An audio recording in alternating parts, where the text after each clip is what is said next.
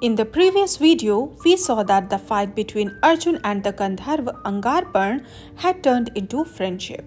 During the conversation between Arjun and Angarparna, Arjun noticed that he called him Tapatya. Arjun asked the Gandharva, "Why did you call me Tapatya?" Angarparna smiled. He narrated a story to Arjun. Suryadev had two daughters named Savitri and Tapti. Tapti was very beautiful and attractive. Suryadev was looking for a suitable partner for Tapti. He had someone in mind though. It was Riksha's son named Samvarna. King Samvarna was a brave and virtuous king. The gods were happy with him and his kingdom was prosperous. One day he left for hunting in the forest. While hunting, he started following a deer. His horse kept chasing the deer into the forest and reached the foot of the mountain. Soon the horse got exhausted. The king had to continue further on foot. On the mountains, he saw a woman, glowing like the sun god himself. It was Tapti.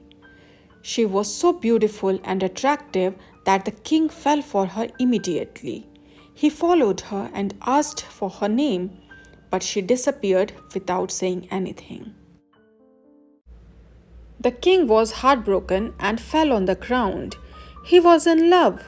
Tapti reappeared before him. King proposed her for marriage. Tapti told the king that she would marry him only if her father permits. Then she introduced herself to the king and went back to the skies. Samvarna was so deeply in love that he forgot about his kingdom and people and started doing hard penance to call sage Vashisht. Sage Vashisht appeared before him and heard about his pain. To help King Samvarna, Vashisht went to Suryadev and asked for Tapti's hand in marriage to Samvarna.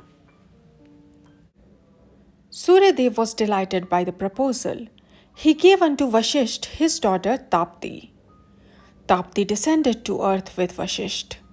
As soon as she met King Samvarna, they got married and started living happily in those mountains. It is said that the king spent 12 years in those mountains with his wife. When the gods got furious and the kingdom, which was deprived of a king, suffered the wrath of gods, then King Samvarna returned back with his wife.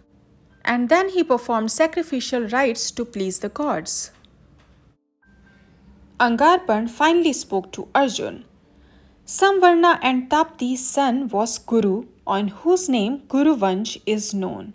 You belong to the same race and hence share her name. That's why I called you Tapatya.